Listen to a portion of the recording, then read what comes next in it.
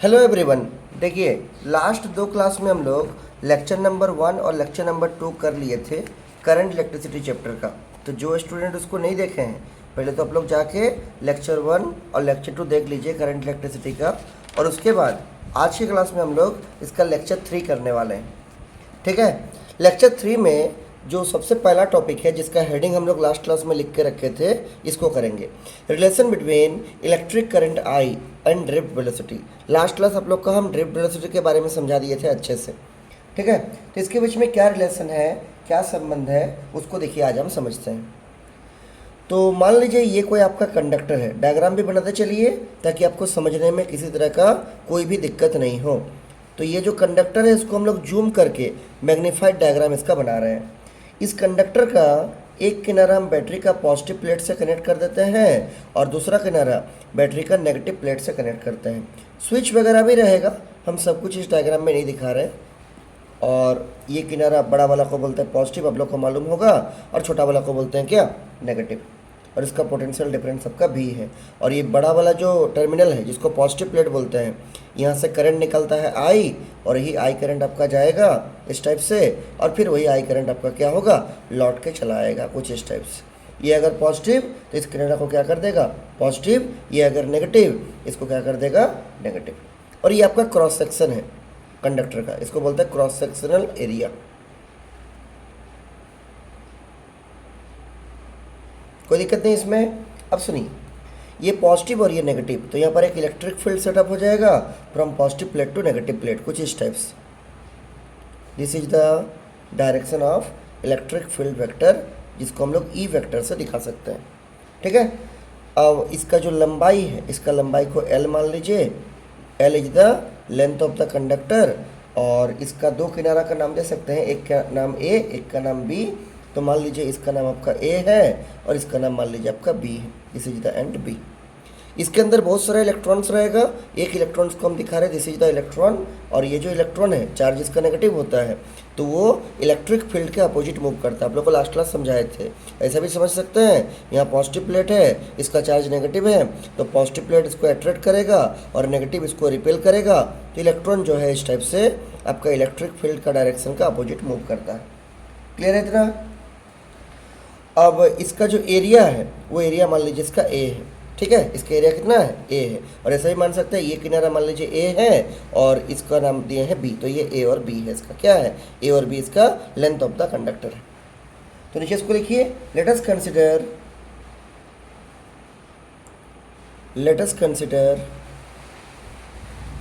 A conductor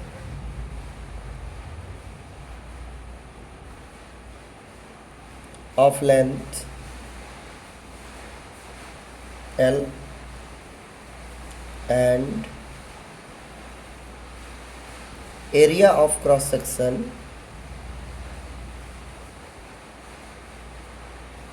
capital A। ठीक।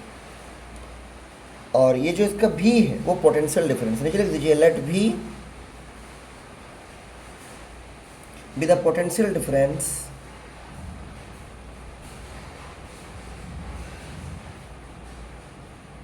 let V be the potential difference applied across it,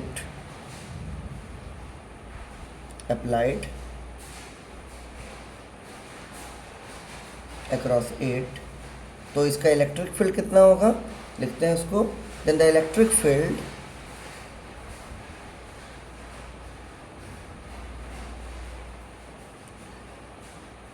electric field acting on it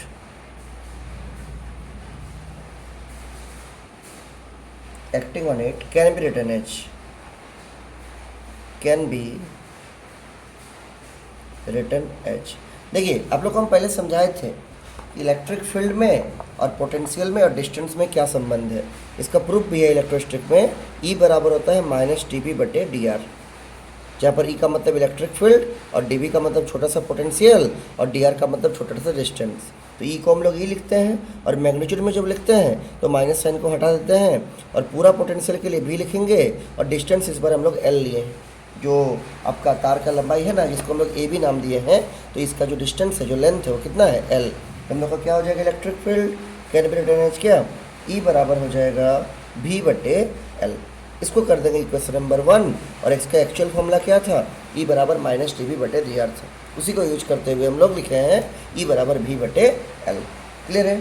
मान लेते हैं इसमें जो number of electrons unit volume पे रहेगा, ये जो कंडक्टर है इसमें यूनिट वॉल्यूम पे जितना नंबर ऑफ इलेक्ट्रॉन्स रहता है ना उसको हम लोग इलेक्ट्रॉन डेंसिटी बोलते हैं। क्या बोलते हैं उसको इलेक्ट्रॉन डेंसिटी। इस पर जो इलेक्ट्रॉन डेंसिटी है उसको हम लोग स्मॉल एन से दिखाते हैं। तो नीचे इसको लिखिए कि let small n be the electron density with electron density. Electron density का मतलब नंबर ऑफ इलेक्ट्रॉन्स, लिख लीजिए ब्रैकेट में, नंबर ऑफ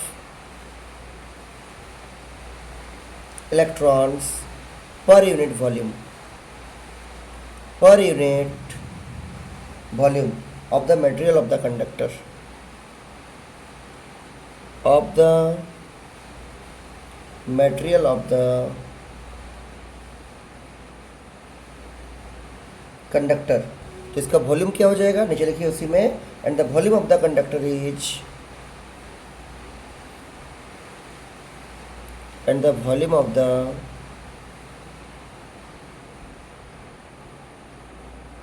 कंडक्टर इज। देखिए इसका जो शेप है ना वो सिलेंडर जैसा शेप है तार का, जिसका नाम ए भी दिए हैं हम लोग, जिसका लेंथ एल है, जिसके अंदर इलेक्ट्रिक फील्ड आपका ई काम कर रहा है। तो इसका अगर वॉल्यूम को देखिएगा तो वॉल्यूम सिलेंडर का क्या होता है फॉर्मूला, ये अगर आपका सिलेंडर है ठीक है और इसका ये रेडियस है तो वॉल्यूम का फॉर्मूला होता है पाई आर स्क्वायर एच। ये हाइट इसका एच है ठीक है। तो इसका वॉल्यूम को हम लोग ऐसा लिख सकते हैं, इसका अगर एरिया निकालेंगे ना सर्कुलर शेप का एरिया होता है पाई आर स्क्वायर। तो जब एरिया को इसका लेंथ या हाइट से मल्टीप्लाई करते हैं, देखिए ना पाई आर स्क्वायर इंटू एच है, तो एरिया को इसका लेंथ और हाइट से मल्टीप्लाई कीजिएगा तो इसका क्या निकलता है वॉल्यूम निकलता है। वही काम यहाँ करेंगे कि इसका एरिया माने है ए और इसका लेंथ है आपका एल, इसका वॉल्यूम क्या हो जाएगा ए इंटू एल, वही लिख रहे थे। And the volume of the conductor is, लिख दीजिए ए मल्टीप्लाइड विथ एल। ए है एरिया और एल है क्या length of the conductor.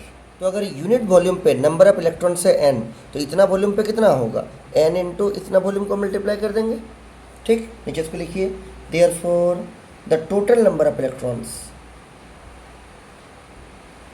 The total number of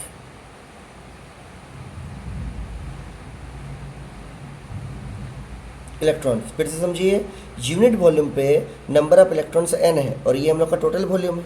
तो इस वॉल्यूम को इससे मल्टीप्लाई कर दीजिए एन से, तो क्या निकल जाएगा total number of electrons. This is an into A into L हो जाएगा। अब मान लेते हैं कि इलेक्ट्रॉन के ऊपर जो चार्ज है वो आपका ई है, स्मॉल ई। नीचे लिखिए इसको, let small E be the charge on each electron, with a charge on each electron, then the total charge कितना हो जाएगा Q लिखेंगे, Q बराबर n इंटू ई होता है और n हम लोग को मिल चुका है नंबर ऑफ इलेक्ट्रॉन्स या टोटल नंबर ऑफ इलेक्ट्रॉन्स। इसको इस ई से मल्टीप्लाई कर दीजिए, जगह n इंटू ए इंटू एल और मल्टीप्लाइड विथ क्या हो जाएगा मल्टीप्लाइड विथ ई हो जाएगा। ये है टोटल नंबर ऑफ इलेक्ट्रॉन्स और ये है चार्ज ऑन ईच इलेक्ट्रॉन ठीक। इसको अच्छे से लिख दीजिए देयरफॉर क्यू आपका हो जाएगा क्या एन ई ए एल और इसको आप कर दीजिए इक्वेशन नंबर 2। अब मान लीजिए इलेक्ट्रॉन को पास करने में जो टाइम लग रहा है, कंडक्टर को पास करने में इलेक्ट्रॉन जितना टाइम ले रहा है वो टाइम मान लीजिए आपका टी है। तो नीचे लिखिएगा लेट टी बी द, नीचे लिखिए let T be the time taken by all the electrons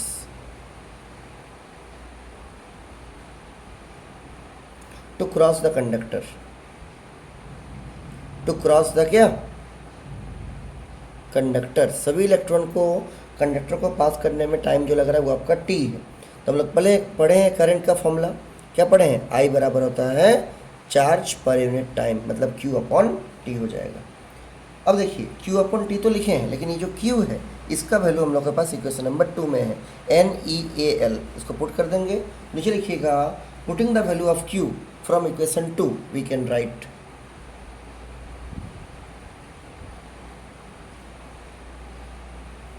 putting the value of Q from equation 2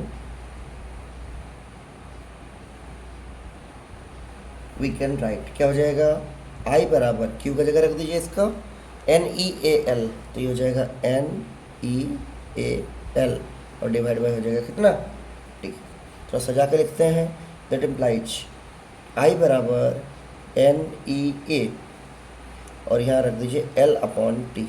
ध्यान रखिए L आपका लेंथ है, T आपका टाइम है। लेंथ को डिस्टेंस बोल सकते हैं, जब डिस्टेंस को टाइम से डिवाइड करते हैं ना तब उसको हम लोग बोलते हैं क्या, उसको हम लोग बोलते हैं वेलोसिटी या जिसको स्पीड बोलते हैं। तो नीचे इसको लिखेंगे कि here L upon T is equal to VD, इसी को बोलेंगे इस केस में क्या, ड्रिफ्ट वेलोसिटी। कौन सा वेलोसिटी, ड्रिफ्ट वेलोसिटी। तो पुट कर दीजिए इसको, देयरफॉर आपको मिल जाएगा I बराबर NEA और L बाई टी की जगह VD रख दीजिए, V और सफिक्स में D। This is the final expression of क्या, ड्रिफ्ट वेलोसिटी, या फिर बोल सकते हैं ड्रिफ्ट वेलोसिटी और इलेक्ट्रिक करंट के बीच का यही आपको संबंध को ड्राइव करना था। I बराबर NEA VD। N है आपका number of electrons per unit volume, जिसको हम लोग इलेक्ट्रॉन डेंसिटी बोलते हैं। E है आपका क्या, charge on each electron. A है आपका क्या, area of cross section of the conductor. और VD है आपका क्या, ड्रिफ्ट वेलोसिटी ऑफ इलेक्ट्रॉन्स। और ड्रिफ्ट वेलोसिटी के बारे में हम लोग लास्ट क्लास में अच्छा से समझ लिए थे, अच्छा सबको हम पढ़ा दिए थे कि आखिरकार ड्रिफ्ट वेलोसिटी क्या होता है। क्लियर है पूरा, कोई इसमें डाउट नहीं है? तो इसमें एक चीज़ मेंशन कर दीजिए इस n के बारे में, ये n आपका नंबर ऑफ इलेक्ट्रॉन्स नहीं है, ये n आपका number of electrons per unit volume, इसको विशेष ध्यान रखिएगा। यहाँ लिख दीजिए वेयर n बराबर number of electrons per unit volume, ठीक है, जिसको हम लोग प्यार से इलेक्ट्रॉन डेंसिटी बोल सकते हैं। और नीचे लिख दीजिए this is the required relation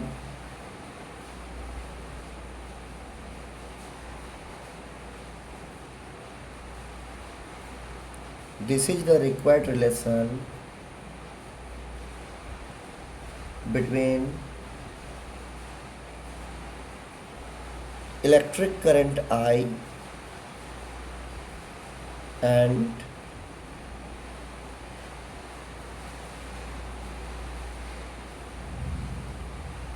drift velocity BD। तो एग्जाम में कभी कभी शॉर्ट क्वेश्चन में 3-4 नंबर में पूछता है इसका प्रूफ, तो यहाँ से आपको ये प्रूफ करके दिखाना पड़ेगा। किस किस टाइप से किए हैं इसको एक बार आप अच्छे से लिख लीजिए कॉपी में, ताकि आपको समझने में कोई दिक्कत नहीं है। अगला देखिए, नोट में एक टॉपिक देखिए लिखते हैं कि जो आपका करंट डेंसिटी था जिसका सिंबल J था, उसके साथ ड्रिफ्ट वेलोसिटी का क्या संबंध है। नीचे इसको नोट में लिख लीजिए, ये सब MCQ में पूछता है। देखिए अभी हम लोग फॉर्मूला ड्राइव किए कि I बराबर होता है NEA VD। ध्यान रखिएगा D सफिक्स में है V का, V इंटू D नहीं है, D क्या है, सफिक्स में है। अच्छा, अगर एरिया को नीचे ले आएंगे तो करंट और इस एरिया को नीचे ले आइए, डिवाइड बाय एरिया, तो क्या हो जाएगा NE VD होगा। अच्छा, करंट पर यूनिट एरिया, इसको हम लोग बोलते हैं क्या, करंट डेंसिटी। इसका सिंबल J होता है, जो आप लोग को हम लास्ट क्लास समझाए थे, याद है, ये देखिए J बराबर क्या, करंट पर यूनिट एरिया। यहाँ पर J कर दीजिए, J इज इक्वल टू हो जाएगा NE और ये VD।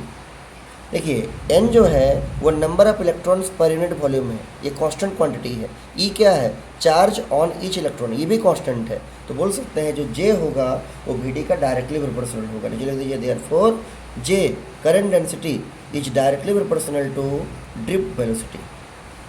तो जब J बढ़ेगा तो VD बढ़ेगा, जब J घटेगा तो VD भी क्या होगा, घट जाएगा। बोलिए कोई दिक्कत? तो ये आपका एक टॉपिक यहाँ से कंप्लीट हो जाता है। अगला हम लोग को जो नेक्स्ट टर्म समझना है, जो शॉर्ट क्वेश्चन 2-3 नंबर में पूछता है, उसका नाम है मोबिलिटी। तो 2 लाइन छोड़ के, और अगर 2 ही लाइन है कॉपी में तो फ्रेश पेज में हेडिंग लिखिएगा क्या, मोबिलिटी, MOBILITY। टी वाई, जिसका सिंबल आपका म्यू होता है। क्या होता है? म्यू। इस टाइप से देखिए मोबिलिटी का मतलब क्या, जब हम लोग ड्रिफ्ट वेलोसिटी को वी डी जिसका सिंबल होता है, जब हम लोग इसको ड्रिफ्ट वेलोसिटी को हम लोग इलेक्ट्रिक फील्ड से डिवाइड करते हैं, ई से डिवाइड करते हैं, तब जो ये रेशियो निकलता है ना वी डी बटे ई, इसी को बोलते हैं हम लोग क्या? मोबिलिटी, जिसका सिंबल आपका म्यू होता है। तो इसको पहले डिफाइन कीजिए और फिर इसका हम लोग फॉर्मूला लिखते हैं। लिखिए the mobility of A charge carrier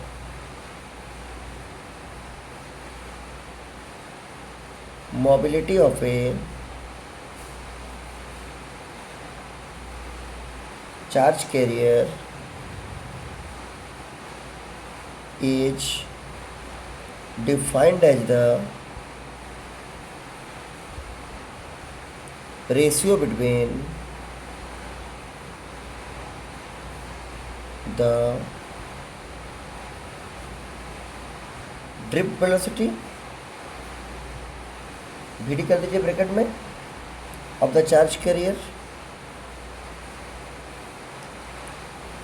of the charge carrier and the applied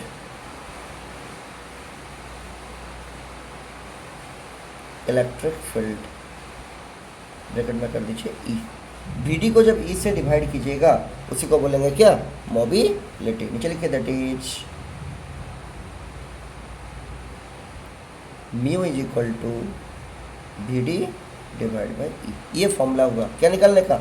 mobility. कभी कभी शॉर्ट क्वेश्चन में इसका डेफिनेशन या इसका यूनिट वगैरह पूछ लेता है। अब देखते हैं इसका यूनिट के बारे में। जो भी नया क्वांटिटी पढ़ता है ना, उसका आपको दो चीज़ जानना पड़ता है। क्या क्या? एक तो उसका यूनिट क्या है और दूसरा उसका डायमेंशन क्या है। ठीक है, यूनिट क्या होगा? तो फॉर्मूला ये रहा ऊपर में आपके पास। क्या है फॉर्मूला? वी डी बटे ई। तो देखिए लिखते हैं सिंस म्यू बराबर वी डी बटे ई। वी डी मतलब ड्रिफ्ट वेलोसिटी, ई मतलब इलेक्ट्रिक फील्ड। अब बोलिए ड्रिफ्ट वेलोसिटी एक टाइप का वेलोसिटी है और वेलोसिटी का ऐसा यूनिट क्या होता है? मीटर पर सेकंड। अच्छा, ये जो ई है जिसको बोलते हैं इलेक्ट्रिक फील्ड, आप लोग पहले पढ़े होंगे। क्या पढ़े होंगे? कि ई का जो फॉर्मूला होता है ये होता है आपका माइनस टी बी बटे डी आर। इसको पोटेंशियल ग्रेडियंट बोलते हैं। क्या बोलते हैं इसको? पोटेंशियल ग्रेडियंट बोलते हैं। अच्छा, इसका और एक फॉर्मूला था ई का। ई बराबर होता है एफ बटे क्यू नॉट। एफ है फोर्स, क्यू नॉट है आपका टेस्ट चार्ज। तो फोर्स पर यूनिट चार्ज को भी हम लोग बोलते हैं क्या? Electric field. तो अगर यहाँ से मान लीजिए निकालेंगे हम लोग ई को, तो फोर्स का यूनिट बोलिए, फोर्स का यूनिट होगा आपका न्यूटन और चार्ज का यूनिट क्या हो जाएगा? चार्ज का यूनिट हो जाएगा आपका कूलम। तो इसका मतलब ई का यूनिट क्या निकल जाएगा? न्यूटन पर कूलम, क्योंकि ई बराबर एफ बाई क्यू नॉट भी होता है। ठीक। अच्छा, यहाँ से अगर ई को निकालेंगे ना तो यहाँ से आएगा वोल्ट पर मीटर और यहाँ से निकालेंगे क्या आएगा? न्यूटन पर कूलम, क्योंकि ई बराबर एफ बाई क्यू नॉट भी होता है। एफ का जगह पर मतलब एफ का यूनिट न्यूटन और चार्ज का यूनिट कूलम। तो यहाँ लिख दीजिए दिस इज योर न्यूटन पर कूलम। यहाँ से भी आप कर सकते थे। अगर देखिए सॉल्व कीजिए इसको, तो जब इसको सॉल्व कीजिएगा तो क्या आएगा? ये कूलम नीचे में पर कूलम है, ऊपर जाएगा तो कूलम बनेगा। तो दिस इज कूलम और मीटर रहेगा और क्या रहेगा? न्यूटन ऊपर जाएगा तो बनेगा पर न्यूटन और पर सेकंड तो पहले से है, दिस इज पर सेकंड। याद रहेगा कूलम मीटर पर न्यूटन पर सेकंड। ये आपका यूनिट हो गया किसका? म्यू का। म्यू मतलब मोबिलिटी। यहाँ से भी निकलेगा। अगर आप D V by D R को यूज कीजिएगा ई के जगह पर, तो यहाँ हो जाएगा इसका वोल्ट और ये डी आर डिस्टेंस है, इसका क्या हो जाएगा? मीटर। तो नीचे आप वोल्ट पर मीटर रख के भी इसका यूनिट को निकाल सकते हैं। अगला नेक्स्ट है इसका डायमेंशन। तो ये हो गया इसका यूनिट। अगला लिखिए इसका डायमेंशन। डायमेंशन देखिए डायमेंशन कैसे निकलेगा? उसी फॉर्मूला से। सिंस म्यू बराबर होता है वी डी बटे ई। ठीक, बोलिए वी डी क्या है? ड्रिफ्ट वेलोसिटी, एक टाइप का वेलोसिटी है। चूंकि एक टाइप का वेलोसिटी है इसलिए इसका यूनिट ये डायमेंशन क्या हो जाएगा? L T minus one. पढ़े होंगे आप लोग क्लास 11 में। डिस्टेंस अपॉन टाइम, डिस्टेंस का एल और टाइम का टी, तो ऊपर जाएगा तो एल टी माइनस वन होगा। और ई मतलब इलेक्ट्रिक फील्ड, यहाँ से भी निकाल सकते हैं। ये देखिए ई बराबर ये जो सेकंड फॉर्मूला था एफ बटे क्यू नॉट। एफ हो गया फोर्स, फोर्स होता है मास इंटू एक्सेलरेशन, मास का एम और एक्सेलरेशन का एल टी माइनस टू, इसका क्या हो जाएगा? M L T minus two force का। और क्यू बराबर होता है क्या? A into T. इसको जब सॉल्व करते थे तो हम लोग का ई निकला था कितना, एम तो ऊपर रहेगा, एल भी ऊपर रहेगा, टी नीचे में एक तो है, ऊपर जाएगा तो -1 और ऑलरेडी -2 है, तो बनेगा टी का पावर -3, -2 और इसका ऊपर गया तो -1, -2 -1 -3, और एज एक ही तो है, नीचे में 1, ऊपर जाएगा तो क्या हो जाएगा -1। तो एम एल टी -3 ए -1 किसका है, ई का है, उसको रख दीजिए यहाँ पर ई की जगह पर, एम एल टी -3 और ए का कितना -1। अब इसको सिंप्लीफाई कीजिए, जो आएगा वही इसका क्या बनेगा, डायमेंशन बनेगा, किसका, म्यू, और म्यू का मतलब क्या है, मोबिलिटी। ये सब ना लिखते भी चलिएगा आप लोग साथ साथ, ठीक है, केवल वीडियो देखने से काम नहीं चलेगा, लिखते रहिएगा, नोट भी बनते रहेगा। हाँ, जिसको नोट्स चाहिए पीडीएफ वो व्हाट्सएप में कॉन्टैक्ट करके पीडीएफ ले भी सकते हैं। देखिए इसको सॉल्व कीजिए, एम का पावर नीचे 1 था, ऊपर जब जाएगा क्या होगा, एम का पावर -1 हो जाएगा। अच्छा एल का क्या है, एक तो ऊपर का एल, नीचे का एक तो एल से कट जाएगा, और तो कोई एल नहीं है, तो एल 0। अच्छा टी का क्या है, ऊपर में -1 है और नीचे में -3 है, ये जब -3 ऊपर जाएगा तो +3 हो जाएगा, तो -1 और +3 कितना बचेगा, +2, तो टी का पावर हो जाएगा 2 होगा, नीचे का -3 ऊपर जाएगा तो +3 होगा, और -1 है तो -1 + 3 कितना होगा, +2, और ए का पावर नीचे -1 है, ऊपर जाएगा तो क्या बनेगा, ए का पावर +1 को हम लोग 1 लिख सकते हैं, और 1 लिखने का भी जरूरत नहीं, ए लिख सकते हैं डायरेक्टली। तो ये आपका आ गया क्या, डायमेंशन ऑफ म्यू। ध्यान रखिएगा, म्यू का नाम मोबिलिटी। तो यहाँ से 3 क्वेश्चन बन सकता है। पहला, मोबिलिटी का मतलब VD/E, ड्रिफ्ट वेलोसिटी बटे इलेक्ट्रिक फील्ड, इसका यूनिट कूलम मीटर न्यूटन पर सेकंड, कूलम मीटर पर न्यूटन पर सेकंड। क्लियर है। दूसरा, इसका डायमेंशन m का पावर -1, l का पावर 0, t का पावर 2, a का पावर 1। तो ये सब आपको MCQ में छोटे छोटे क्वेश्चन में एग्जाम में पूछ सकता है, तो ध्यान रखिएगा। अगला देखिए, ये जो ड्रिफ्ट वेलोसिटी है उसके साथ आपका मास का क्या संबंध है, क्या रिलेशन है, उसको हम लोग निकालते हैं। तो नीचे लिखिए, एक लाइन छोड़ के नोट हो गया ना, नीचे लिखिए 2 लाइन छोड़ के लिखिए नोट। और जिसको तो भी दिक्कत है हमको बोलिएगा, हम डेफिनेटली आपका डाउट को सॉल्व करने का कोशिश करेंगे। और चैप्टर जैसे ही पूरा कंप्लीट हो जाएगा ना एक बार, उसके बाद हम एक तो वीडियो बनाएंगे और उसमें पूरा चैप्टर का हम आपको एक ही वीडियो के अंदर, जैसे 1 शॉट होता है उस टाइप से पूरा चैप्टर को समझा देंगे जल्दी जल्दी। उस टाइम लिख के नहीं पढ़ाएंगे, वो जो कॉपी लिखा हुआ है इसी का PDF बना के उसमें पूरा अच्छे से एक्सप्लेन कर देंगे, ताकि एग्जाम से पहले जिसको रिविजन करना है उसका रिविजन भी बहुत अच्छे से हो जाएगा। ठीक है ना।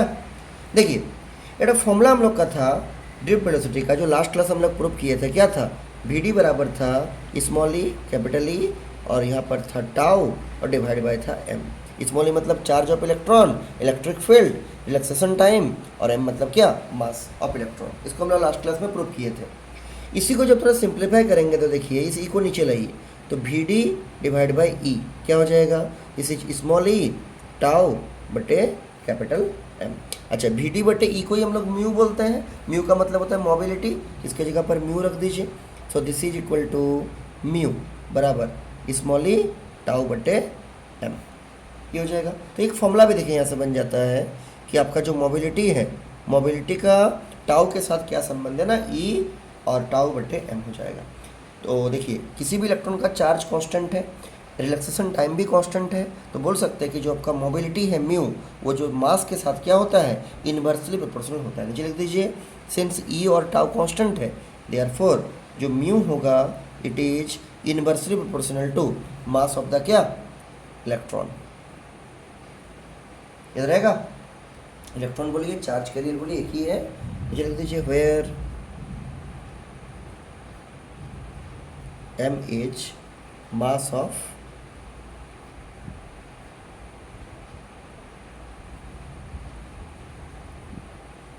Charge carrier. m को क्या बोलेंगे, मास ऑफ चार्ज कैरियर। इसमें कोई दिक्कत नहीं होना चाहिए। आगे आप लोग देखिएगा, एक लास्ट चैप्टर है आपका सेमीकंडक्टर नाम से, उसमें देखिएगा कि आपका इलेक्ट्रॉन भी होता है और होल्स भी होता है, उसमें समझाएंगे हम। होल्स का मतलब पॉजिटिव चार्ज वाला, इलेक्ट्रॉन तो नेगेटिव चार्ज का होता है। उसमें देखिएगा कि क्या बोलते हैं, जो आपका मास है इलेक्ट्रॉन का वो कम होता है होल्स से, तो इसलिए इलेक्ट्रॉन का जो मोबिलिटी होगा वो ज़्यादा होगा। यहाँ दिख रहा है, जिसका मास ज़्यादा उसका मोबिलिटी कम, जिसका मास कम उसका मोबिलिटी क्या, ज़्यादा। तो एक चैप्टर है आगे आपका सेमीकंडक्टर, फिजिक्स का लास्ट चैप्टर जो है आपका 12th क्लास का, उसमें देखिएगा एक और चार्ज कैरियर होता है, उसको हम लोग होल्स बोलते हैं। उसका चार्ज पॉजिटिव होता है, जैसे इलेक्ट्रॉन का चार्ज नेगेटिव होता है ना, होल्स का चार्ज क्या माना जाता है, पॉजिटिव। उसमें देखिएगा कि आप लोग को पढ़ाएंगे कि जो आपका होल्स होता है उसका मोबिलिटी कम होता है इलेक्ट्रॉन के तुलना में। क्यों? होल्स का मास ज़्यादा होता है। उसको लिख के रख लीजिए, लिखिए, और डिटेल में हम लोग लास्ट चैप्टर में इसको पढ़ेंगे। इन semiconductor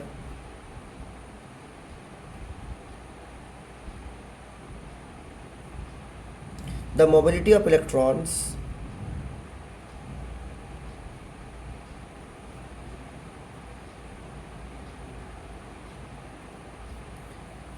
is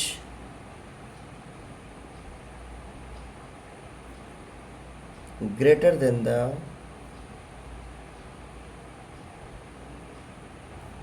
mobility of holes। Holes का मतलब पॉजिटिव चार्ज, पॉजिटिव चार्ज। इसके बारे में हम लोग आगे पढ़ेंगे सेमीकंडक्टर चैप्टर में। दैट मीन्स क्योंकि आपका मास इलेक्ट्रॉन का कम होता है होल्स के तुलना में, H फॉर होल्स, देयरफॉर जिसका मास कम उसका मोबिलिटी क्या? ज़्यादा।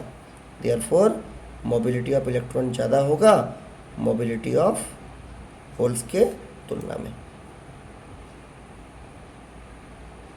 इसको अच्छे से आप लोग कॉपी में नोट करके रखिएगा और इसको याद भी रखिएगा।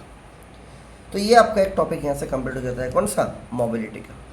अगला जो हम लोग का नेक्स्ट टॉपिक है जिसका नाम है आपका ओम्स लॉ। देखिए उसको हम लोग समझते हैं कि आखिरकार ओम्स लॉ क्या होता है। तो 2 लाइन छोड़ के हेडिंग लिखिएगा ओम्स लॉ। क्या लिखिएगा हेडिंग? Ohm's law. पहले भी पढ़े होंगे आप लोग क्लास 10 में, उसी जैसा है, लेकिन थोड़ा सा कंसेप्ट आगे नया आएगा इसमें। लिखिए ओम का नियम, ohms.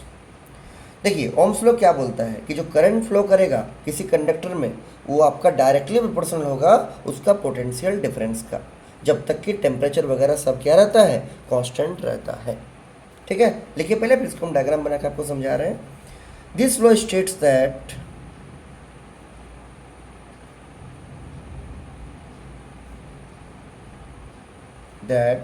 the current flowing through a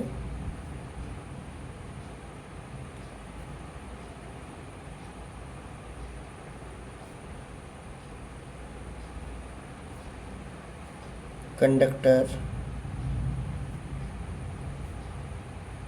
is directly proportional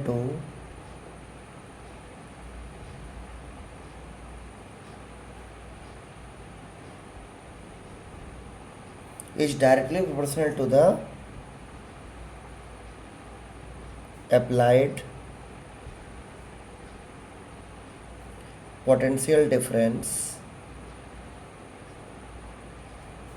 across it when the temperature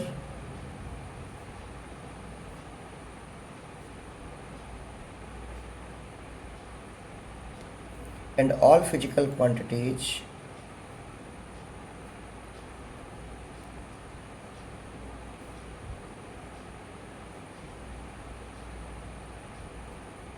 like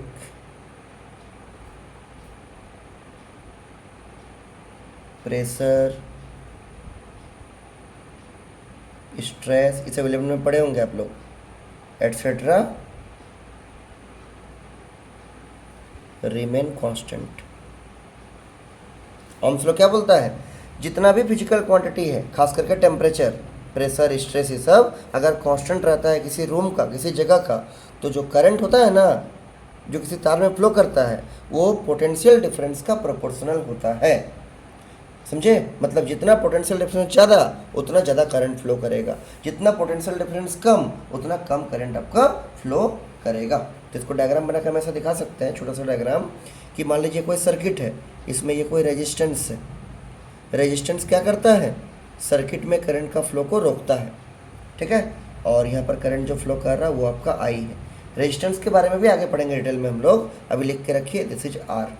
इस पॉइंट का पोटेंशियल मान लीजिए V1 है और इस पॉइंट का पोटेंशियल मान लीजिए क्या है? V2 है। तो क्या बोला ओम्स लॉ कि जो करंट होगा इट इज प्रोपोर्शनल टू क्या? पोटेंशियल डिफरेंस, मतलब V1 minus V2, V1 minus V2, this is potential difference, current इसका प्रोपोर्शनल होगा। मान लेते हैं लेट V1 माइनस V2 को V, तो क्या हो जाएगा, therefore I proportional to V, या इसको लिख सकते हैं और V प्रोपोर्शनल टू I, और यहाँ से कर सकते हैं क्या, V बराबर R इंटू आई। ये जो R आया कांस्टेंट, इसको बोलते हैं रेजिस्टेंस। क्या बोलते हैं इसको, रेजिस्टेंस ऑफ द कंडक्टर। इसको घुमा कर लिखिए, और V बराबर I इंटू आर। ये आप लोग का 10 क्लास में भी था फॉर्मूला टू, अगर ठीक से पढ़े होंगे आप लोग को याद होगा। V बराबर आई आर, कौन सा फॉर्मूला है, ओम्स लॉ का, याद रहेगा। नीचे लिख दीजिए this is Ohm's law, this is Ohm's law. यहाँ पर R एक कांस्टेंट है जिसको हम लोग क्या बोलते हैं, रेजिस्टेंस ऑफ द कंडक्टर, और वो किसके ऊपर डिपेंड करता है, वो तार का डायमेंशन के ऊपर, टेम्परेचर के ऊपर और मटेरियल के ऊपर। डायमेंशन का मतलब लंबाई चौड़ाई, उसके ऊपर। नीचे लिख दीजिए, इसको लिखिएगा, here R is a constant, capital R ना, R is a constant known as resistance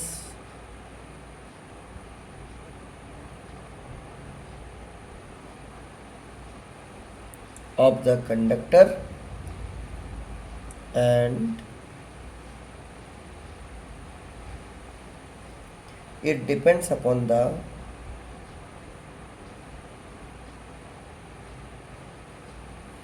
dimension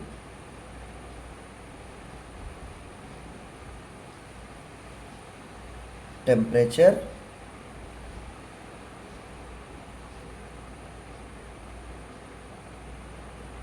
and the material of the conductor, material of the क्या, कंडक्टर। ये सब चीज़ के ऊपर रेजिस्टेंस डिपेंड करता है। कोई इसमें दिक्कत नहीं है। तो आर है आपका रेजिस्टेंस, और ओम्स लॉ का फॉर्मूला क्या होगा, V बराबर I इंटू आर। V मतलब पोटेंशियल डिफरेंस, I मतलब करंट, R मतलब रेजिस्टेंस। अब इसका एक बड़ा ही प्यारा सा ग्राफ बनता है, ये भी क्लास 10 में आप लोग पढ़े थे।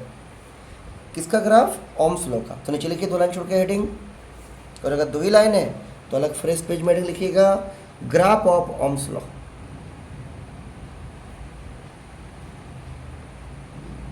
कौन सा लॉ, ओम्स लॉ। देखिए ओम्स लॉ का ग्राफ कैसे बनाना है। तो ये मान लीजिए आपका पोटेंशियल डिफरेंस दिखाने का एक्सिस है, वाई एक्सिस है, और ये मान लीजिए आपका एक्स एक्सिस है। This is V and this is your I। इसका जो ग्राफ बनता है ना, चूंकि आपका जो I है वो V का प्रोपोर्शनल है, तो जितना जितना आपका V बढ़ेगा उतना उतना I बढ़ेगा। इसका जो ग्राफ बनेगा, इसका जो ग्राफ बनेगा वो ग्राफ आपका स्ट्रेट लाइन बनेगा। कैसा बनेगा, स्ट्रेट लाइन, कुछ इस टाइप से।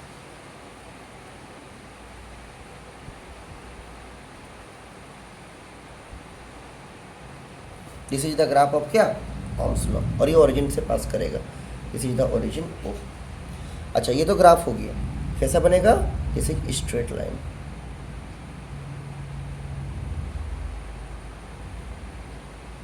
स्ट्रेट लाइन, क्लियर है। इसका पूछता है स्लोप क्या देगा, स्लोप मतलब ढलान। इसका जो स्लोप है वो क्या देगा, कौन सा क्वांटिटी देगा। तो बहुत सिंपल सा तरीका है इसका स्लोप निकालने का। तो यहाँ से हम लोग क्या करते हैं ना, एक डॉटेड लाइन ड्रॉ करते हैं ऐसे करके, ऐसे। ये एंगल 90 डिग्री बन जाएगा, ठीक है। और ये जो बीच का एंगल है, इस एंगल को थीटा मान लेते हैं। तो for this angle theta, this is your perpendicular and this is your base. तो इसमें टेन थीटा निकालेंगे। क्या निकालेंगे, टेन थीटा, चूंकि स्लोप मतलब टेन थीटा होता है। तो ये लिख दीजिए स्लोप, मैथ में पढ़े होंगे 11 में, इसका सिंबल m होता है और m बराबर टेन थीटा होता है। अच्छा, टेन किसके बराबर होता है, P बटे B for this angle theta, this is the perpendicular. ये परपेंडिकुलर क्या दिखा रहा है, ये वोल्टेज दिखा रहा है, इसको पोटेंशियल डिफरेंस बोलते हैं, या चेंज इन पोटेंशियल डिफरेंस बोलते हैं, बोल सकते हैं। तो this is your delta V, delta मतलब चेंज इन पोटेंशियल डिफरेंस। और ये जो B बेस है, ये तो परपेंडिकुलर था, टेन थीटा क्या होता है, P बटे B।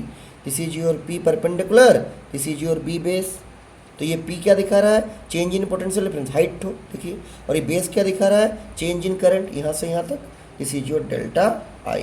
और ओम्स लॉ में क्या होता है, आपका V बटे I को R बोलते हैं, तो इसको हम लोग R बोल देंगे। इस R का मतलब क्या है, R का मतलब है रेजिस्टेंस। ये आर कैसे हो गया, क्योंकि भी बटे आई आर होता है, और भी बटे आई आर कैसे होता है, तो भी बराबर आई आर, तो आई को नीचे लाइए, तो भी बटे आई क्या हो जाएगा, आर हो जाएगा। ठीक, तो ये आपका रेजिस्टेंस। तो याद रखिएगा, भी वर्सेस आई ग्राफ का जो स्लोप होता है वो आपको रेजिस्टेंस देता है। क्या देता है, रेजिस्टेंस। नीचे लिख दीजिएगा, देयरफॉर स्लोप ऑफ भी versus I graph gives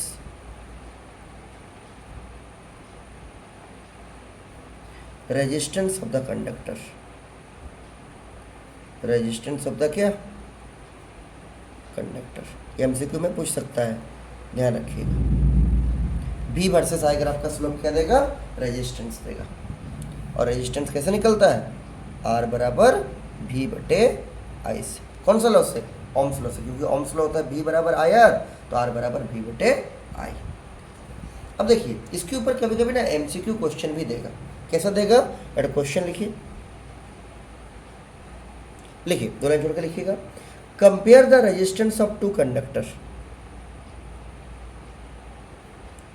compare the resistance of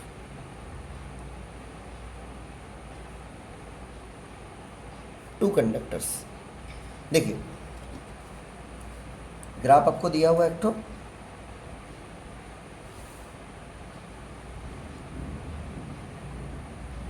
भी वर्सेस आई का, वाई एक्सिस में मान लीजिए भी है पोटेंशियल डिफरेंस, और एक्स एक्सिस मान लीजिए करंट है इस टाइप से, और ये आपका ओरिजिन।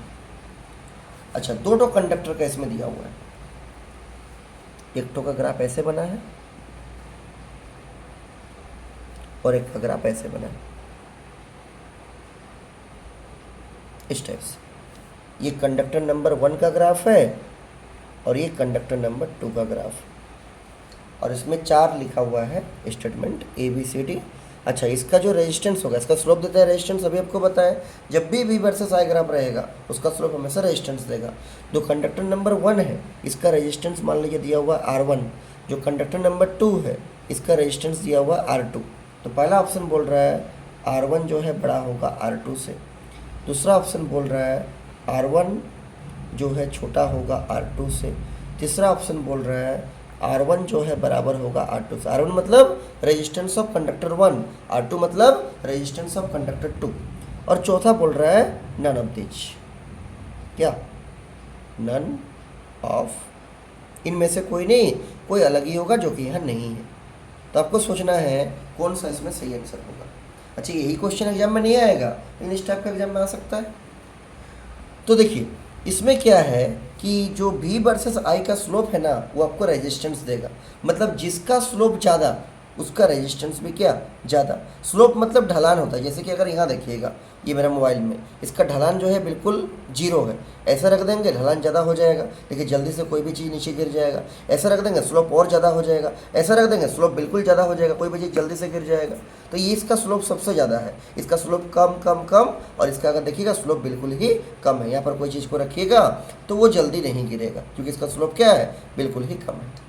स्लोप मतलब ढलान, तो जिसका स्लोप ज़्यादा उसका रेजिस्टेंस ज़्यादा। तो अब देख के भी बता सकते हैं, ये जो 1 नंबर है इसका ढलान ज़्यादा है, इसमें अगर कोई चीज़ को रखिएगा जल्दी गिर जाएगा। ये 2 वाला में ढलान कम है, जल्दी नहीं गिरेगा, इसका रेजिस्टेंस ज़्यादा, इसका रेजिस्टेंस कम। अब देख के भी आराम से इसको बता सकते हैं, लेकिन हम लोग इसको सॉल्व करके देखेंगे। देखिए, तो नीचे लिखिए सोल्यूशन। देखिए कैसे सॉल्व कीजिएगा। तो फिर से हम उस ग्राफ को रीड्रॉ करते हैं यहाँ पर एक बार। तो ये मान लीजिए मेरा एक्स एक्सिस है, ये मान लीजिए मेरा वाई एक्सिस है। आप लोग भी लिख लीजिए इसको, ताकि आगे जब रिवीजन कीजिएगा ना तब बस एक बार कॉपी आपको पढ़ना पड़ेगा और उसमें आराम से आपको समझ में आएगा। बी और आई लिख दिए, ओरिजिन ओ लिख दी। 2 कंडक्टर का दिखाए थे, एक कुछ ऐसा था ऊपर में और एक नीचे साइड में कुछ इस टाइप से था। ठीक है, इसका नाम दिए थे 1 और इसका रेजिस्टेंस था R1। इसका नाम दिए थे 2, इसका रेजिस्टेंस कितना था R2। This is the conductor 1 and this is the conductor 2। मालूम तो चल गया कि इसका ढलान ज़्यादा है, इसका रेजिस्टेंस ज़्यादा है। बनाएंगे कैसे, तो एंगल निकालते हैं। तो इसका जो एंगल है इस एक्स एक्सिस के साथ एंटी क्लॉकवाइज डायरेक्शन में, घड़ी का अपोजिट में, वो ऐसा है, घड़ी ऐसे ऐसे घूमती है उसके अपोजिट में, इस एंगल को बोलेंगे this is your theta 1 number के साथ। इसका जो एंगल बनेगा दिस इज योर थीटा 2, याद रहेगा, this is theta 1, this is theta 2। अब बोलिए कौन एंगल ज़्यादा है, ये एंगल ज़्यादा है 1 के साथ जो बनने वाला है, तो सिंस थीटा 1 बड़ा होगा किससे, थीटा 2 से। अब दोनों जगह टेन लगाइए तो दैट इम्प्लाइज टेन थीटा 1 बड़ा होगा किससे, टेन थीटा 2 से। टेन थीटा को हम लोग स्लोप बोलते हैं, तो नीचे लिखिएगा स्लोप ऑफ 1, स्लोप ऑफ 1 ज़्यादा होगा किससे, स्लोप ऑफ 2 से। और स्लोप ऑफ 1 मतलब क्या है, बी वर्सेस आई ग्राफ का स्लोप क्या देगा, रेजिस्टेंस, तो 1 नंबर का रेजिस्टेंस क्या है, R1, इसका मतलब R1 ज़्यादा होगा किससे, आंसर है R2 से। तो यहाँ से आपको आंसर मिल गया। देखिए कौन सा ऑप्शन सही है, A B C D, ये देख लीजिए, तो ए वाला सही है, इसका ए टिक कर दीजिए। R1 ग्रेटर देन क्या, R2, इसको भी बना लीजिएगा ताकि आपको आगे क्या होगा याद रखने में कोई दिक्कत नहीं होगा। बोलिए कोई दिक्कत इसमें नहीं, पूरा क्लियर है ना। अगला देखिए, जो टर्म बार बार आपका आ रहा है उसका नाम है आपका रेजिस्टेंस। तो आखिरकार हम लोग समझते हैं कि रेजिस्टेंस होता क्या है, ठीक है। तो रेजिस्टेंस कुछ नहीं है, सर्किट में जब इलेक्ट्रॉन्स मूव करेगा ना, दूसरा इलेक्ट्रॉन से टकराएगा, दूसरा आयन से टकराएगा और वो रुक रुक के जाएगा, और ये जो रुक रुक के जाता है इसी को बोलते हैं रेजिस्टेंस। और जिस डिवाइस में होता है उसका नाम है रजिस्टर। तो दो लाइन छोड़ के लिखिएगा रेजिस्टेंस, क्या लिखिएगा, resistance.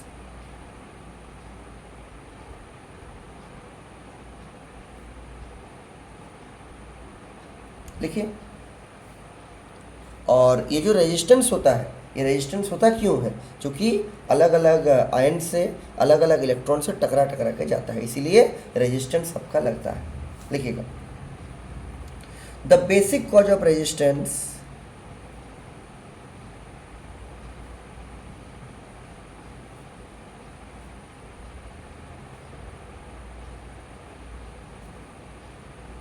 Is collision of the, collision मतलब टकराना, free electrons with other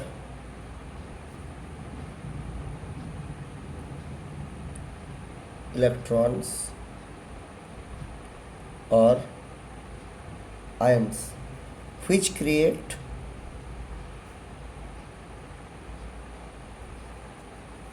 an opposition to the flow of charge।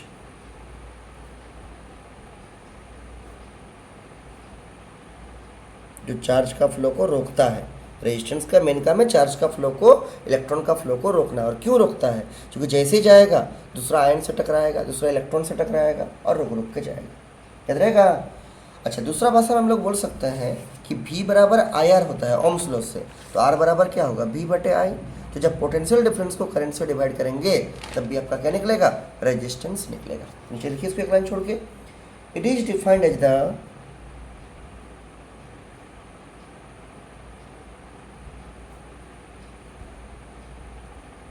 Ratio of potential difference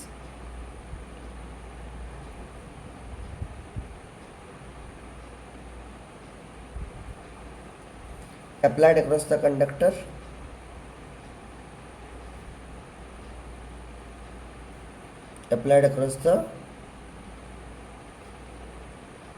conductor and the current flowing through it, and the current flowing through it। मतलब potential difference को जब current से divide करेंगे तब जो निकलेगा उसको हम लोग रेजिस्टेंस बोलेंगे। नीचे लिख दीजिए, दैट इज R बराबर V बटे I। कौन लॉ से, ओम्स लॉ से, क्योंकि V बराबर IR तो R बराबर क्या, V बटे I। अच्छा, इसका यूनिट क्या हो जाएगा, नीचे लिख दीजिए यूनिट,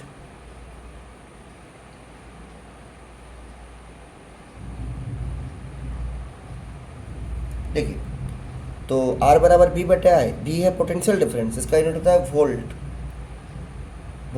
और आई है करंट, इस करंट होगा एम्पियर, तो ये जगह वोल्ट पर एम्पियर, सिंबल में भी लिख सकते हैं वोल्ट और एम्पियर का कैपिटल है पावर -1, या फिर इसी को हम लोग बोलते हैं ओम। ओम इसका सिंबल ऐसा, तो वोल्ट पर एम्पियर बोलिए या ओम, सबसे अच्छा क्या है इसका ओम हो जाएगा, कोई इसमें दिक्कत नहीं है। अगला है इसका डायमेंशन, इसका रेजिस्टेंस का जो डायमेंशन है ना ये बहुत इंपॉर्टेंट है, आगे भी इसका यूज होगा, तो बड़ा ध्यान से सुनिएगा क्या होगा। यूनिट लिखिएगा ओम, लिखिए एक लाइन छोड़कर लिखिएगा डायमेंशन, किसका डायमेंशन, रेजिस्टेंस का।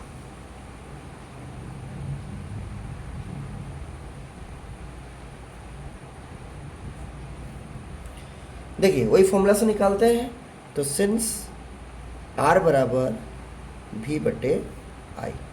अच्छा V क्या है, पोटेंशियल, पोटेंशियल का मतलब होता है work done per unit charge, V की जगह रख दिए, और I के जगह पर तो I ही रख दीजिएगा, दिस इज I। Q नीचे आ जाएगा, this is work done by क्या, Q इंटू आई। अब देखिए वर्क डन क्या है, वर्क डन होता है फोर्स इंटू डिस्प्लेसमेंट, आप लोग को मालूम होगा पहले, हम फिर भी थोड़ा बेसिक से देखिए बताते हैं। वर्क डन का मतलब होता है क्या, this is equal to force into displacement. Actually F S cos theta होता है, लेकिन जिधर फोर्स लगाइएगा उधर ही अगर डिस्प्लेसमेंट होगा, थीटा बनेगा 0 डिग्री और कॉस 0 1 हो जाएगा एफ इंटू एक्स, क्लास 11 में पढ़े होंगे आप लोग। अच्छा फोर्स का डायमेंशन, फोर्स क्या है, मास इंटू एक्सेलरेशन, तो मास का m, एक्सेलरेशन का LT-2, तो क्या होगा MLT -2, और डिस्प्लेसमेंट का हो जाएगा L, एक टाइप का लेंथ है, तो वर्क डन का क्या हो जाएगा m, L इंटू एल हो जाएगा L स्क्वेयर और T का power -2, this is the dimension of work done. तो जहाँ W है वहाँ रख दीजिए क्या, ML स्क्वेयर T -2, ये तो हो गया वर्क डन का। अच्छा Q बराबर होता है A इंटू टी, जैसे AT हो जाएगा, एक्चुअली IT होता है, और I का डायमेंशन होता है A और T का टाइम का होता है कैपिटल T, और ये जो करंट है उसका डायमेंशन तो A हो जाएगा, यहाँ पर A लिख दीजिएगा, दिस इज A, और सॉल्व कीजिए जो आएगा वही रेजिस्टेंस का डायमेंशन हो जाएगा। देखिए क्या हो जाएगा, दिस इज M, L का पावर दो ठो ही है, हाँ L का स्क्वेयर, T का पावर कितना है, नीचे में ऊपर में -2 था, नीचे में 1 है, ऊपर जाएगा तो -1 हो जाएगा, नीचे का 1 ऊपर जाएगा तो -1, और -1 -2 कितना हो जाएगा, -3। अच्छा A का क्या है, देखिए A का पावर दो ठो नीचे में है, ऊपर में तो नहीं है, तो A का पावर दो ठो नीचे में, तो A स्क्वायर होगा नीचे में, ऊपर जाएगा तो क्या बनेगा A का पावर -2, इसको अच्छे से गिर दीजिए। This is the dimensional formula of क्या, resistance R, M L square T -3 A -2। बोलिए कोई दिक्कत नहीं। अगला क्वेश्चन इसमें पूछता है आपका कि 1 ओम रेजिस्टेंस कितना बड़ा रेजिस्टेंस होता है, तो चलिए की हेडिंग 1 ओम रेजिस्टेंस, ये भी बहुत सिंपल सा है। देखिए तो अभी हम लोग को मिला था R बराबर V बटे आई, किससे, ओम्स लॉ से, तो नीचे लिखिए सिंस R बराबर V बटे आई, इसको आपको 1 ओम करना है, तो पोटेंशियल डिफरेंस को 1 वोल्ट लीजिए और करंट को 1 एम्पियर, तो जब 1 वोल्ट पोटेंशियल डिफरेंस में 1 एम्पियर करंट फ्लो करता है, तो अब उसका जो रेजिस्टेंस होगा ना उसी को बोलेंगे हम लोग 1 ओम।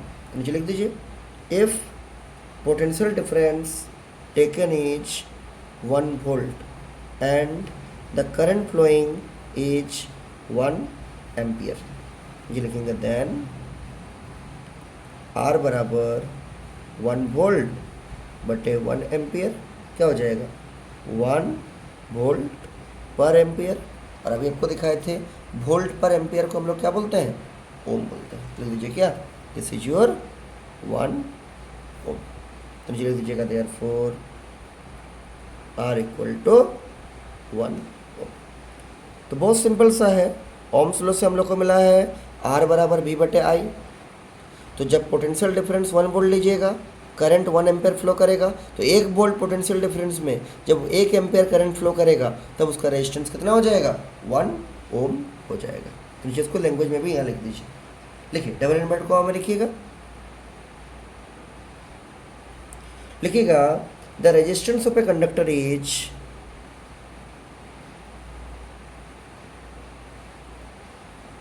the resistance of a conductor is said to be 1 ohm. If 1 ampere current is flowing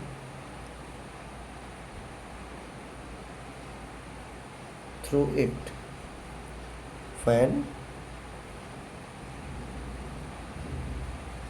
1 volt potential difference, 1 volt potential difference is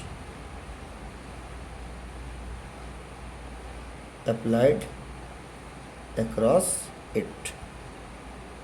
simple में जब 1 वोल्ट पोटेंशियल डिफरेंस में 1 एम्पियर करंट फ्लो करेगा तब जो उसका रेजिस्टेंस होगा उसको हम लोग क्या बोलेंगे? 1 ohm. The resistance of a conductor is said to be 1 ohm if 1 ampere current is flowing through it when 1 volt potential difference is applied across it. बोलिए, कोई इसमें चिंता नहीं।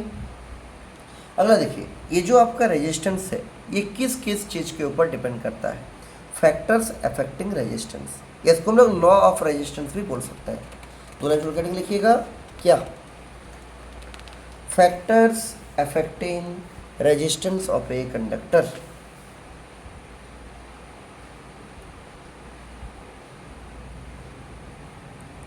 Factors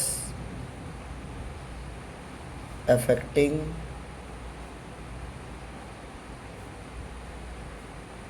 resistance of a conductor, इसको हम लोग प्यार से लॉ ऑफ रेजिस्टेंस क्या बोल सकते हैं?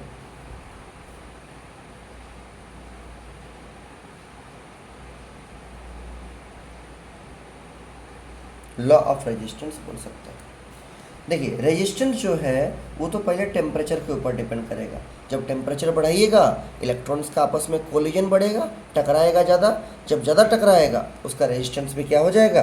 ज़्यादा हो जाएगा। ये भी 10th क्लास में भी था आपका। देखिए नंबर 1 लिखिए, it depends upon the temperature.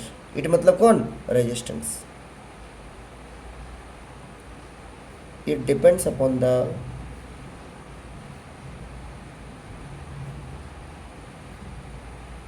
Temperature. Temperature बढ़ाने से तार का रेजिस्टेंस क्या होता है? बढ़ते जाता है, मतलब बढ़ता है। नंबर 2 और नंबर 3 इसका इंपॉर्टेंट पॉइंट। दूसरा पॉइंट क्या है कि तार का जो रेजिस्टेंस है वो लेंथ के साथ प्रोपोर्शनल होगा। जब लेंथ बढ़ाइएगा तो रेजिस्टेंस बढ़ेगा, लेकिन एरिया के साथ उल्टा होता है। जब एरिया बढ़ाइएगा तो रेजिस्टेंस घटेगा। आखिरकार ऐसा क्यों होता है? सुनिए, जैसे कि मान लीजिए ये एक तार है और ये दूसरा तार है, मान लीजिए ऐसे, दोनों का एरिया बराबर है, मान लीजिए लेंथ अलग अलग है। इसका लेंथ मान लीजिए L है, इसका लेंथ मान लीजिए 12 है। ये बैटरी का पॉजिटिव प्लेट लगाया गया है, ये नेगेटिव प्लेट, यहाँ पॉजिटिव प्लेट, यहाँ नेगेटिव प्लेट। इलेक्ट्रॉन का चार्ज नेगेटिव होता है तो इलेक्ट्रॉन ऐसे दौड़ेगा, इलेक्ट्रॉन भी ऐसे दौड़ेगा। थोड़ा सोचिए, जब ये इलेक्ट्रॉन यहाँ से यहाँ जाएगा तो कम डिस्टेंस ट्रेवल करना पड़ेगा क्योंकि तार का लंबाई छोटा है। तो जब कम डिस्टेंस ट्रेवल करेगा तो कम टकराएगा। जब कम टकराएगा इसका रेजिस्टेंस क्या हो जाएगा? कम हो जाएगा। लेकिन इसमें चूँकि इलेक्ट्रॉन यहाँ से यहाँ जाएगा, तार का लंबाई ज़्यादा है तो इलेक्ट्रॉन ज़्यादा डिस्टेंस ट्रेवल करेगा यहाँ से यहाँ पहुँचने के लिए। जब ज़्यादा डिस्टेंस ट्रेवल करेगा ज़्यादा कोलिजन होगा, ज़्यादा दूसरा इलेक्ट्रॉन से दूसरा आयन सबसे टकराएगा। जब ज़्यादा टकराएगा इसका रेजिस्टेंस क्या होगा? बढ़ जाएगा, रुक रुक के ज़्यादा जाएगा। और इसी रुक रुक के जाने को हम लोग रेजिस्टेंस बोलते हैं। तो जिसका तार का लंबाई कम उसका रेजिस्टेंस कम, जिसका तार का लंबाई ज़्यादा उसका रेजिस्टेंस भी क्या? ज़्यादा। एरिया के साथ उल्टा होता है। पहले इसको लिख लीजिए फिर एरिया वाला बताते हैं। लिखिए, the resistance of a conductor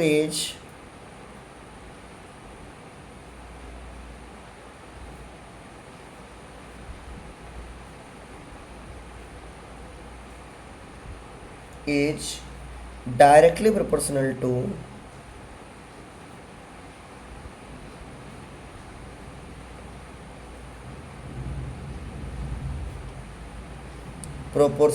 directly proportional to its length, that is R proportional to L। जिसका लेंथ ज़्यादा उसका रेजिस्टेंस भी क्या? ज़्यादा। एरिया में उल्टा क्यों होता है? देखिए समझाते हैं।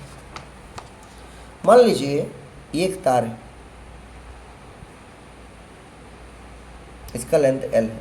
एक दूसरा तार है, उसका एरिया ज़्यादा है लेकिन लेंथ L ही है, दोनों का लेंथ इस पर बराबर है, लेंथ L है। इसका एरिया कम है, इसका एरिया ज़्यादा है।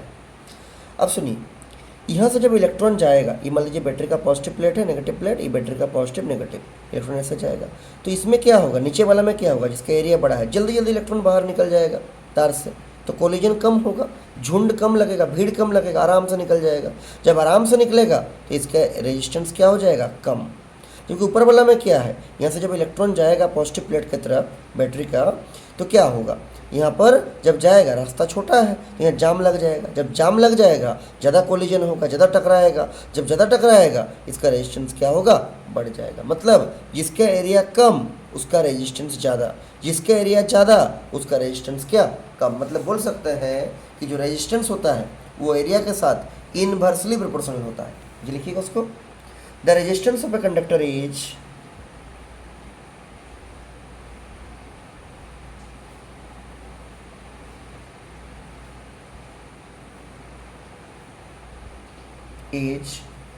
inversely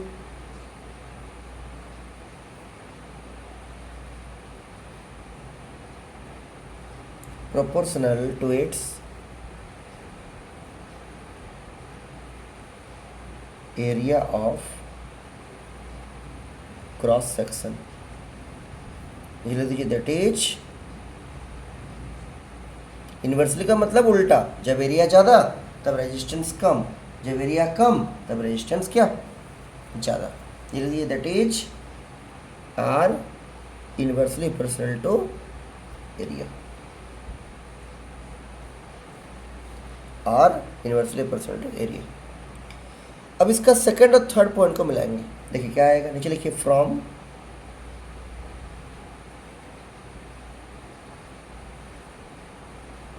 second and third point we can write. ये बोलता है आर प्रोपोर्शनल टू एल, ये बोलता है R inversely proportional to area. 1/एरिया मतलब इनवर्सली, तो क्या हो जाएगा, R proportional to L into 1/एरिया, तो हो जाएगा L/एरिया। एल इंटू 1/एरिया मतलब क्या, L/एरिया। आगे देखिए, जब प्रोपोर्शनल साइन को हटा के इक्वल टू का साइन देंगे, एटा कांस्टेंट लगेगा, उसको बोलते हैं प्रोपोर्शनलिटी कांस्टेंट। वो यहाँ पर रो लगता है, रो इंटू क्या हो जाएगा, L/एरिया। तो ये आपका फॉर्मूला बन गया क्या, रेजिस्टेंस निकालने का, R बराबर रो इंटू L/A। इस रो को बोलते हैं प्रोपोर्शनलिटी कांस्टेंट, और इस केस में उसका नाम है रेजिस्टिविटी बोलिए या स्पेसिफिक रेजिस्टेंस बोलिए। लिख दीजिए हियर, रो बोलते हैं इसको, RH रो, सिंबल ऐसा है S जैसा। Here rho is a constant known as resistivity or specific resistance of the conductor, of the क्या, of the conductor। इस रो का दो नाम है, पहला तो रेजिस्टिविटी बोलिए जो सबसे फेमस नाम है, और दूसरा नाम इसका क्या है, specific resistance of the conductor. तो बोलिए यहाँ तक में कोई दिक्कत। अच्छा, ये जो रो है ना, ये आपका मटेरियल के ऊपर डिपेंड करता है और टेम्परेचर के ऊपर। जो लिखिएगा, it depends upon material and temperature of the conductor.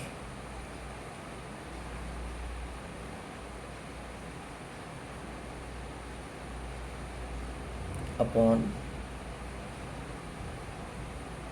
Material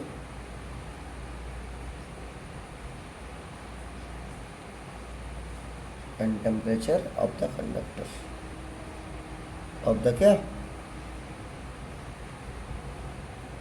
conductor. तो यहाँ तक हमको उम्मीद आपको समझ में आ गया होगा, क्लियर, कोई दिक्कत नहीं होगा। ठीक है, तो आज को इसको यहीं रखते हैं। इसको आप लोग अच्छा से समझ गए होंगे। अगर कुछ भी दिक्कत होगा हमको बोलिएगा, और नेक्स्ट क्लास में इसका यूनिट क्या है, डायमेंशन क्या है रो का, वो सब सारा चीज़ हम लोग इसमें पढ़ेंगे। ठीक है।